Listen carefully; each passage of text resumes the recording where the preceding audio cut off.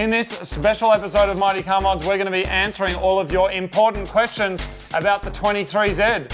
Why is it 23? You're about to find out.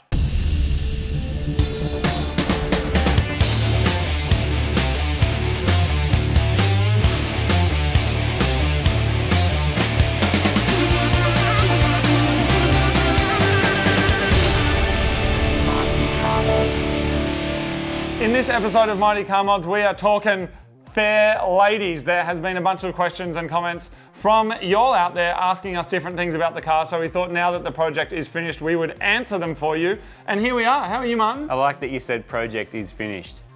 Well, never really finished, but it's as finished as it needs to be able to enjoy it. It's as finished as it needs to be before we start working on the rubbish things. On other stuff that we worked out while driving on the road and the track and various places that we could do that better, or we could do this better, and now the list is this long. Yeah.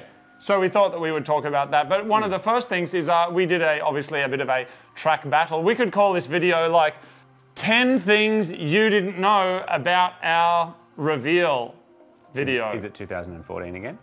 It can be. Okay. You'll never believe number 7. Worst. Anyway, so one of the questions was, somebody said, why do you get it engineered if you're just going to drive it on the track?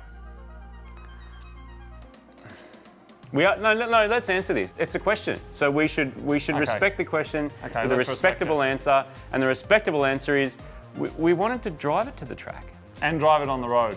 That was sort of the idea. If you just want a track car, well, we wouldn't have had to do any of this stuff. You could just drive around on a track, but to get to the track, because ideally you want to drive to the track, do a track day, and then drive home again without blowing up, which does happen occasionally. The idea was obviously not to make it a track car. It was meant to be a bit of an all-round, like, date night car.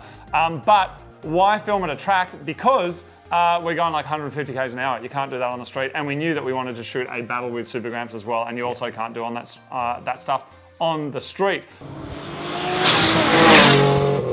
So that is why. Speaking of which, Super Gramps is the all-round dong hammer of automotive gladiatorial goodness. And the reason why is that all of those shots of the 240Z in the reveal video, they were filmed with Super Gramps. Out of the back of Super Gramps. So we reversed the seat belts and like made a harness out of them, filming some stuff. Which was awesome. So we had like our phones on Bluetooth, and then I would drive one car, Marty would drive the Super Gramps, or we'd swap around, and then that's how we got those shots. So Super Gramps win for you and your Subaru.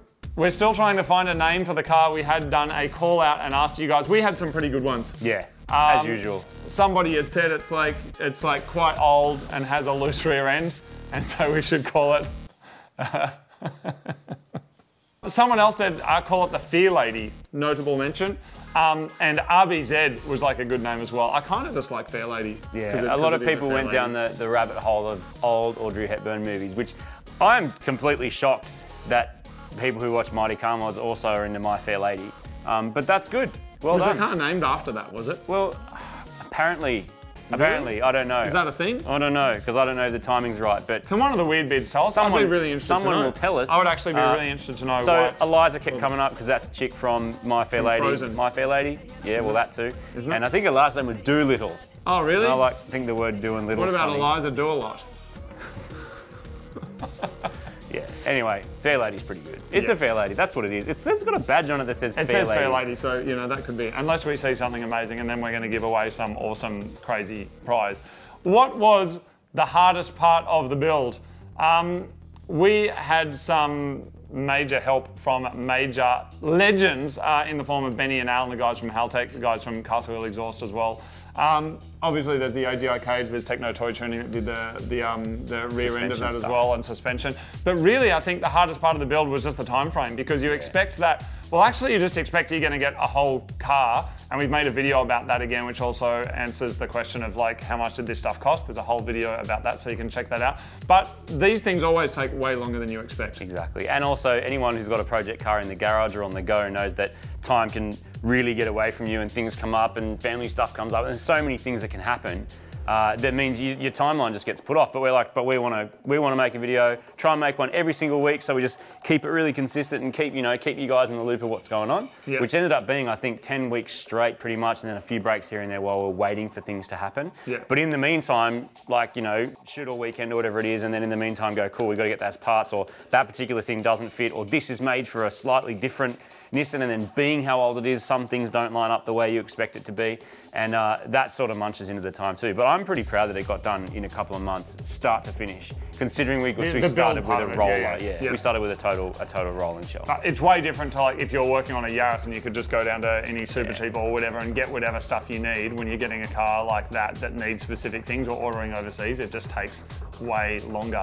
In fact, we saw when we went to go and do our registration video, which was an epic process in itself, that when we picked up our number plates, we saw that it was exactly a year from when we ordered the number plates to when we got it, which was the 25th of July. Yeah. Exactly 12 months, which was pretty amazing. Which brings us to the next question we had, which is, what does the number plate mean, MCM23Z? And we saw a comment from someone saying, why do JDM cars have 23 on the number plate? They do, some of them, but not all JDM cars. And it's because if you can count to 5 in Japanese, you would probably be able to work it out yourself, which is Ichi, ni, san, shi, go, roku. If you do that out loud, if you say the number 2 and 3 out loud, try it now. There it is. There it is. You got it. Did you see what happened? It is what it sounds like. It is what it sounds like. Sun. Ichi, dat, san. Ichi, ni, san, Nissan, Z. That's the plate that the car by Fortune also had on it in Japan. It also had the number 23 on the plate. 23 cool. Nissan, it's a Nissan. Now it's got 23 on the plate.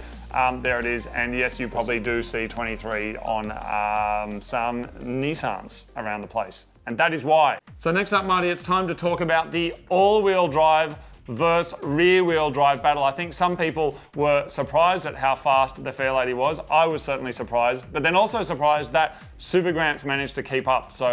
Or even go faster than it at some parts of the track. So we probably should have a talk about how you get a heavy car that's got 260 kilowatts versus a light car that's got 320 kilowatts at the wheels, and how it is that they are comparable. And you hear this spoken about a lot, and it is power under the curve. Now, there's a reason you're not seeing 1,000 horsepower, 1,000 kilowatt EZ36 Subarus. You're not seeing them. There's some 3-litre ones out there, which is a slightly smaller engine with built internals. They're making good power. No one's making the kind of power on those particular Subaru engines that you can get from an RB26 on that particular architecture. And the reason is strength. Like, those motors are so durable for what they are. But when you think about also the fact that's a 2.6-litre engine, an SR20 is a 2-litre, that's not much different really. You got more cylinders, but it's still a small engine, and that's why you can see on the straight, if you look at that video, you can see the Super Gramps just comes on power out of the corner, 4-wheel drive sticks it to the ground, so I can just nail it halfway through the corner, and it goes. Then I hit probably 4 different gears, starting second, end up in 5th. He's wound out second and then starting to wind out third, and then we're at the corner. Yeah. And that is all to do with power band and the power under the curve. Now, on a big, we said this in the video, but on a big, long, fast track, Super it's all over, because I would be in 6th gear trying to accelerate. He'd be in like halfway through 4th going, oh look, I'm about to make 300 kilowatts in 4th gear, which incidentally is what you usually dyno on. So you're putting down 300 and something kilowatts and all that torque right at that really high speed. Which means I never actually got to experience that power on that track at that time, because the dynoed figure of full boost in 4th gear I never got to on that track. So even on an even tighter track, Super Gramps would just have it. On an even longer track, this would probably have it. The fact that the power figures are within 50, 60 kilowatts or whatever it is of each other doesn't mean a great deal, because this is a lot lighter. Super Gramps is a lot heavier, but also has more traction, but also is more responsive for that kind of thing. So we never really intended to go out and have a full-on race, which is why we just called it a battle. And even for the first couple of laps, we're just cruising around anyway. We're just cruising and talking. And as I said on the day also, and I strongly believe in this, that Super Gramps would do 10 laps and then something would probably let go eventually, because it's not made to be a track car. Whereas you could probably get away with a full track day on this, all out. It's not really stressed, and it's light, it's easy on tyres, all those things. and you could probably go all day. So And it was I a think pretty what's interesting important comparison. as well is that we obviously both love those cars. They're very different, but they're similar in some ways. But what's interesting is that going up the straight, you can see sometimes the fair ladies pulling away. It's basically who gets their power on quickest coming around that corner. So when I'm coming around the corner, I'm kind of waiting until I'm straight before I fully plant it, whereas he's just like putting his foot down, so he's getting on it quicker. But when my power comes on, I've got more power, so I'm kind of catching, and so it's a really interesting dynamic between the two of them. But after we go around that first kind of blind corner and it comes up to the hairpin, there's this sequence of corners, and when I plant it in second gear, I'm just getting on boost before I need to put the brakes down and slow down for the next corner, whereas Super Gramps is on boost straight away. And so what we realised is even though you've got Super Gramps making all this power, that making 320 kilowatts, if you got a Golf, like a current model Golf GTI or a Golf R, something like that, I reckon it would spank both of those cars around that track, because you would come around that really tight corner and plant it, it would just be on boost. The boost curve would be like this, but by the time it gets to its peak boost, it'd be putting its brakes on, ready to go again, whereas he would be building, and my lag is like by the time I get to the corner, I'm like, here comes the boost, but I've got to get off it to get around the corner. So it's one of the dangers, I think, of always thinking about a car's performance simply just as numbers only. Yeah. And it's very much track dependent. So on that track, I reckon a Golf R would probably beat both of those cars. A current model Golf R versus those, do a track day, I reckon it would win. Sydney Motorsport Park, I reckon it would get spanked hard. If it didn't, there's something wrong. Which also brings me to another point about this particular car is what I was saying earlier about like development. You sort of develop a car, projects never finish. But what the stage we're up to now is kind of fun as well, because we've driven on the road, we've taken it to the track, and we've learnt a lot in that process, because you can do all this setup with this really cool rear end and front end and all the adjustability we've got, which is amazing. But it's theoretical. It's pretty theoretical, and we got it aligned, and we said this is what we're looking for, and they went cool, and adjust everything with all the specialty equipment. But until you actually go and test it in the real world, you don't really know what that's going to do. And we even learnt from this. I think if you got the angle of the tyres just right, not too tilty, but still enough camber so when you lean over it grips. You get the tyre size spot on, and you get all people go corner weighting and do all sorts of crazy stuff. It will make this thing stick even better than it already does, and you're only talking about sticking 1,100 or 1,200 kilos. So it's, again, development. I think if we did another year of a couple of other days and then did that exact same race again, it wouldn't, Super Gramps would not have a chance. It's like, in a way, the all-wheel drive and the response makes up, sort of gives it an advantage and covers all, which is kind of what Subarus do. They're good at everything, but really good at nothing. Yeah. I think as well, though, that Super Gramps is a car that you're super familiar with. You've driven it heaps. Like, that's the first time for me driving that car at speed. And that's not an excuse, because the car performs great. But it's also a matter of going, I don't know how hard I can hit these corners. I don't know when I can get on the accelerator. And if you understand Super Gramps, you just slam, you just chomping up. This was what was going through my mind. And when we went for that first drive, I was 50% scared because it was freaking fast and I hadn't been in it like that before. Oh shit! Oh shit! And it was going through my mind that if that understeers bad and hits a concrete wall, it's like, how do you get another one? I can go today and buy 5. I like that. Don't worry about us. But how do we replace these panels? 5 more, because it's not a fast enough track to really worry too much about your safety. But like, tomorrow you could go and buy 5 more Super Grampses and paint them and do all the work, not that I want to, and do all that, and you could replace it. This is like, what do you do? So that is in the back of your mind too when it comes to turning something like that into a race car, which I would never do. I think as well, on that point as well, some people had gone, oh wow, Marty looked like he was shitting himself. I think that you have this kind of tolerance, and I've heard people talk about this with like chips and snacks. You get a popcorn at the movies and you get it and you're just like, wow, and you get 1 bit of popcorn. Delicious. And then if you notice as the movie goes on, like that, right? And so I think like going out and doing track days and stuff is similar, because the first time I ever felt boost in this car, the engineers driving it, I was just like, it was giving me, I was like, oh my God, like this thing is so quick, it's so crazy.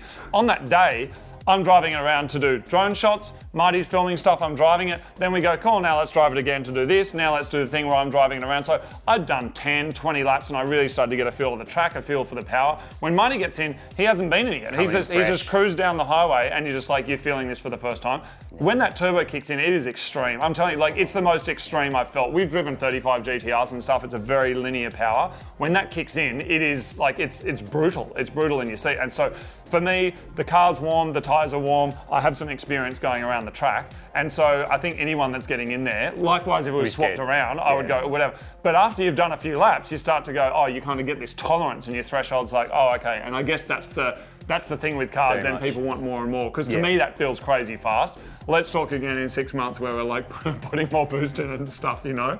But it performed really well. And I mean, we're talking about a 1975 Nissan versus like a 2000 and something, you know, Subaru. It's not your normal kind of battle, but they're our cars, and that's why we did it. That's fun. So what's next? Like, it works and it's been to the truck and you can drive it and it's regoed and it's insured. It's just driving around now. It's just, you know, I did see a conspiracy theory in the comments that it's like, don't you think it's strange that nobody's seen him driving around on the road? Which is funny because everywhere we go, it's like everywhere you go, it's like, that's the thing. And people like doing photos and doing chops and like all sorts of stuff. So when you drive around, people notice it and they see it. But yeah, next, it's just drive it now. It's just drive it and enjoy it. It's been such a huge process. It's a mad like weekend car. Yeah. You know, it's not something that I want to like commute in, like sit in traffic, go into the city, go to work, like that. You know, it's not like an ideal vehicle for that. But now it's just drive it and then just move on to these other complete and utter shitboxes that we have to work on. Yeah.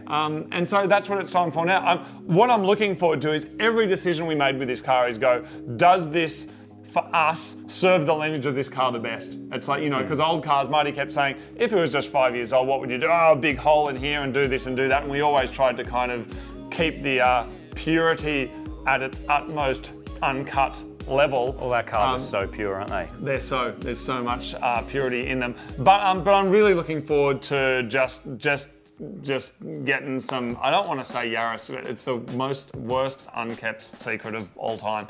But like, I'm really looking forward to You need some more Nugget, because this is the anti-Nugget. Yeah, and in a way the Mini is as well, because it's like a crazy little Nugget, but it's also like a mad Mini. So like, nice. you know, so it's just, it's time to return to Nuggetville, a one-way ticket to Nuggetville. 10-pack with special sauce. And so there's some pretty special stuff coming up. We're pretty excited about that. Plus your usual amount of just techie, DIY style, fixing stuff.